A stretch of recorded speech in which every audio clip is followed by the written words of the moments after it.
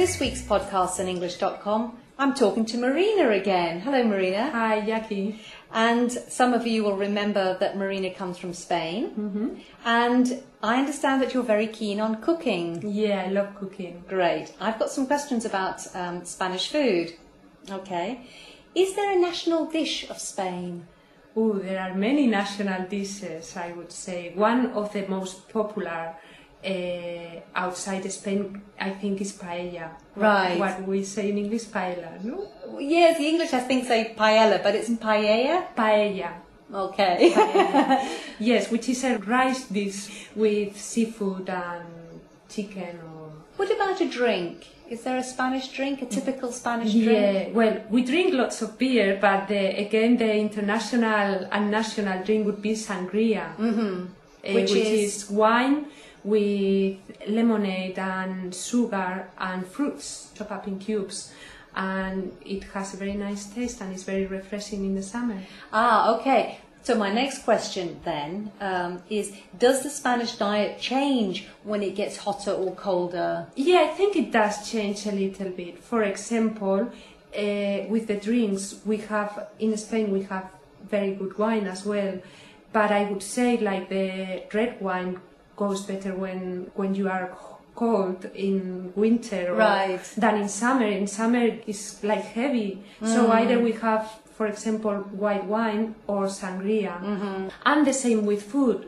For example, in the summer we have lots of salads and lots of gazpacho, which is a tomato, cucumber, pepper, onion and garlic soup, cold soup. Cold soup, right. So Spain has a lot of regional food. You mentioned paella. Paella? Paella, yes. That comes more from Valencia, is that right? That comes from Valencia, which is in the east of Spain, in the Mediterranean coast.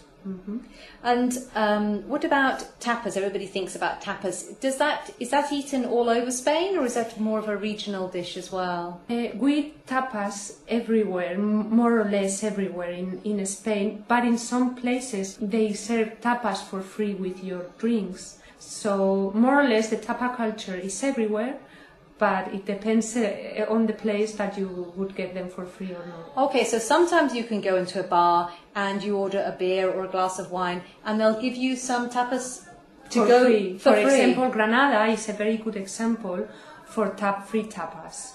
With every drink you get a tapa. Right. And if you have several drinks in the same place, then you hear the waiter say La primera, which is the first kind of tapa, but if you are having a second drink, they say to the person in the kitchen, dos segundas, which is 2-second tapas, for example, if you are there with another person. Oh, great.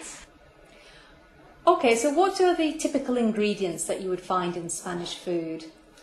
Okay, well, lots of garlic. People from abroad sometimes complain that there's garlic everywhere. And generally, what is common to Spanish food is that it's very simple, but it has very good quality ingredients.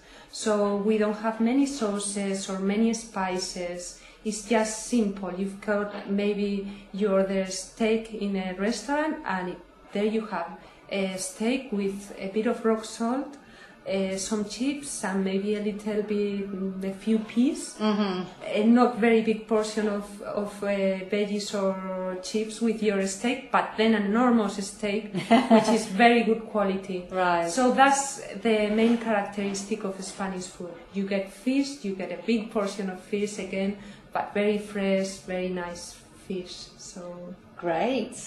So do you think it's healthy food then? In general, the Mediterranean diet is supposed to be very healthy for you. Again, the olive oil, we use lots of olive oil, which is supposed to be very healthy for you.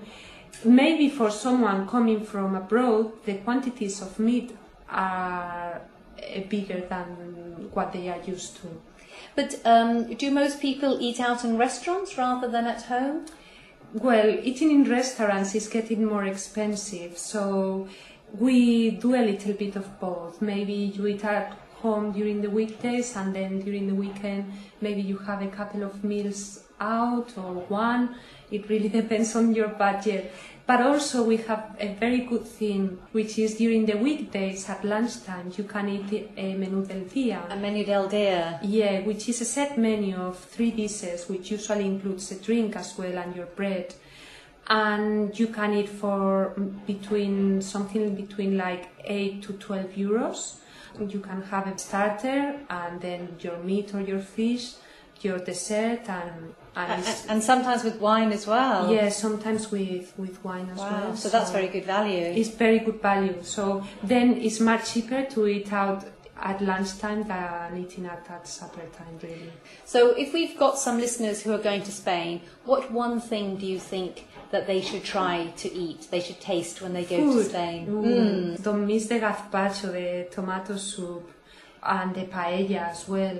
Right. I don't know, fish, try to eat fresh fish, everything. And a big glass of sangria as well. A big glass of sangria. If you are in Castilla, don't miss the lamb, it's delicious as well, very tender and nice. Marina, thank you very much. Thank you, Jackie. Bye-bye. Bye.